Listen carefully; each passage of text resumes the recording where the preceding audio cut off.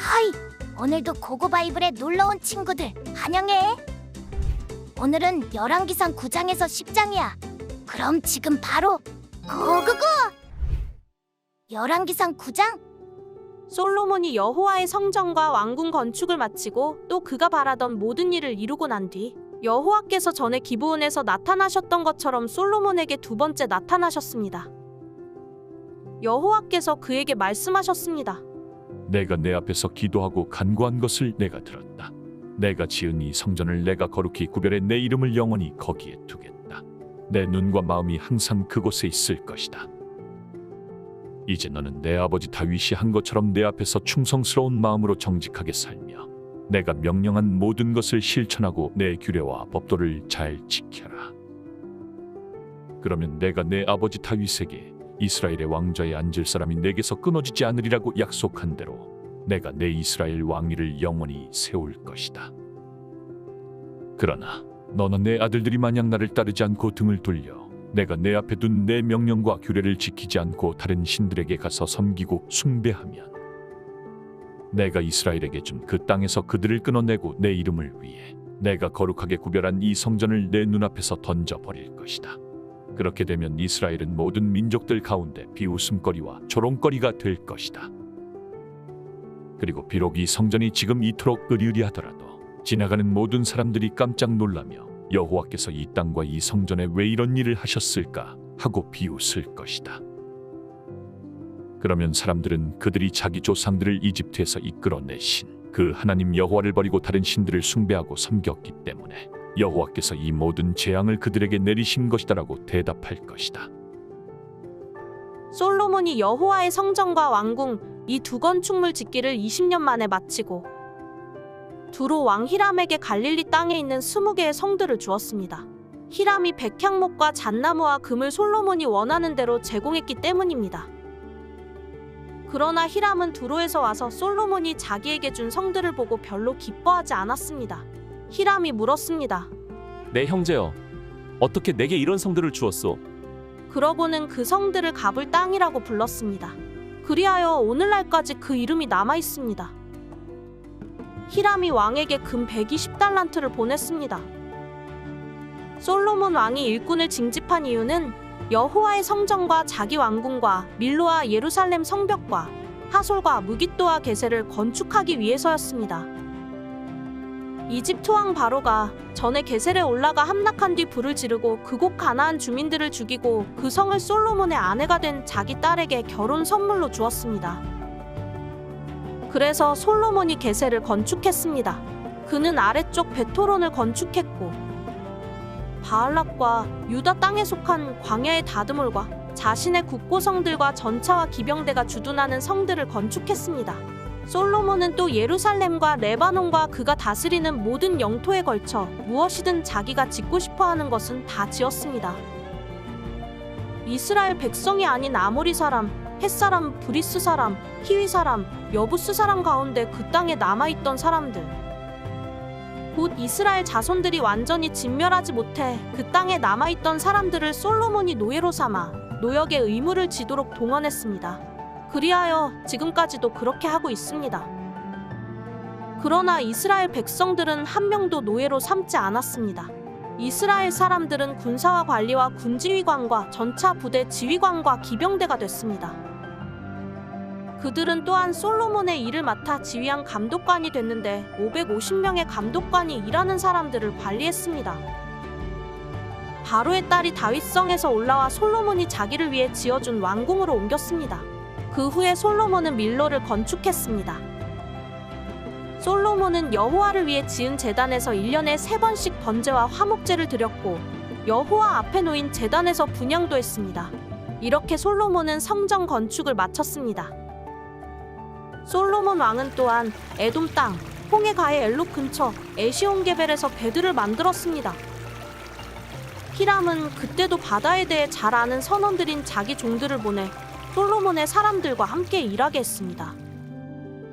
그들은 오빌에 가서 금 420달란트를 얻어 솔로몬 왕에게 가져왔습니다.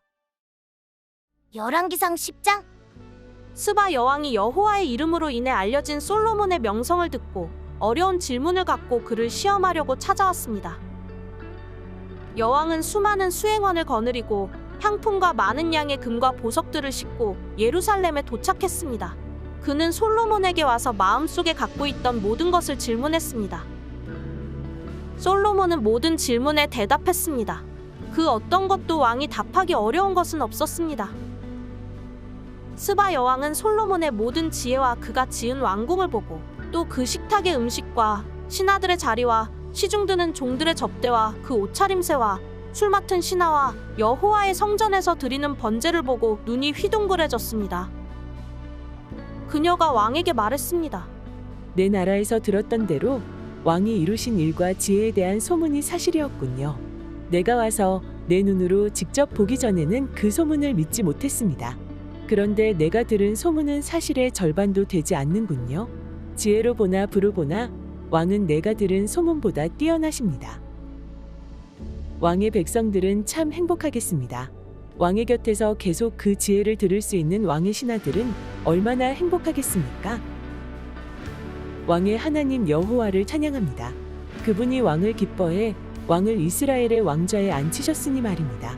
여호와께서 이스라엘을 영원히 사랑하셔서 당신을 왕으로 삼아 공평과 의를 지속하게 하신 것입니다. 여왕은 왕에게 금 120달란트와 많은 양의 향품과 보석들을 선물했습니다. 그 후로는 스바 여왕이 솔로몬 왕에게 선물한 만큼 많은 향품이 들어온 적이 없습니다. 오빌에서 금을 가져온 히람의 배들은 또 거기서 백단목과 보석을 많이 운반해 왔는데 왕은 그 백단목을 사용해 여호와의 성전과 왕궁의 계단을 만들었고 노래하는 사람들을 위해 하프와 비파를 만들었습니다. 그 후로 그렇게 많은 백단목이 들어온 적이 없었고 오늘까지 본 적도 없습니다. 솔로몬 왕은 스바 여왕에게 왕의 관례에 따라 선물한 것 외에도 여왕이 원하고 구하는 것을 모두 주었습니다. 그 후 여왕은 그곳을 떠나 수행원들과 함께 자기 나라로 돌아갔습니다. 솔로몬이 해마다 거둬들이는 금의 무게는 666달란트였고 그 밖에 상인들과 무역업자들의 조곡물과 모든 아랍 왕들과 그 통치자들에게서도 거둬들였습니다. 솔로몬 왕은 금을 두드려 큰 방패 200개를 만들었는데 각 방패마다 금 600세겔이 들어갔습니다. 그는 또 금을 두드려 작은 방패 300개를 만들었으며 각 방패마다 금 3만 회가 들어갔습니다. 왕은 그것들을 레바논 나무 궁에 두었습니다. 또 왕은 상하로 큰 왕좌를 만들고 순금을 입혔습니다. 왕좌에 오르는 계단은 6개가 있었고 왕좌의 등받이 꼭대기는 둥근 모양으로 돼 있었습니다. 왕좌 양옆에 팔걸이가 있었고 팔걸이 옆에 사자가 한 마리씩 서 있었습니다. 6개의 계단 위에 사자 12마리가 양옆에 서 있었습니다. 그 어떤 나라에도 이렇게 만든 것은 없었습니다.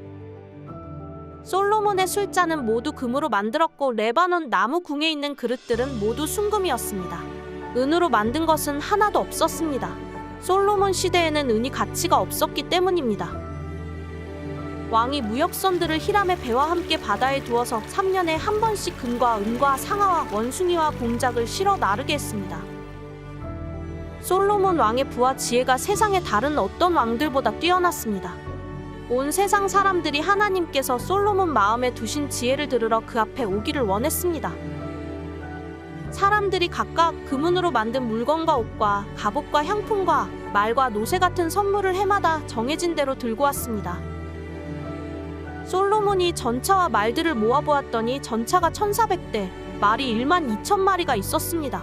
솔로몬은 그것을 전차 두는 성에 두기도 했고 예루살렘에 직접 두기도 했습니다. 솔로몬이 왕으로 있을 때 예루살렘에서 은은 돌처럼 흔하게 됐고 백향목은 평지의 뽕나무처럼 많아졌습니다. 솔로몬의 말들은 이집트와 구해에서 수입한 것으로 왕의 상인들이 구해에서 제값을 주고 사온 것이었습니다. 전차는 한 대당 은 600세겔을 주고 말은 한 필당 은 150세겔을 주고 이집트에서 수입해 왔습니다. 또 그들은 그것을 헷 사람들과 아람 사람들의 모든 왕들에게 되팔기도 했습니다. 수고했어, 친구들. 다음은 어떤 말씀이 우리를 기다릴까? 그럼 다음에 또 만나자. 안녕.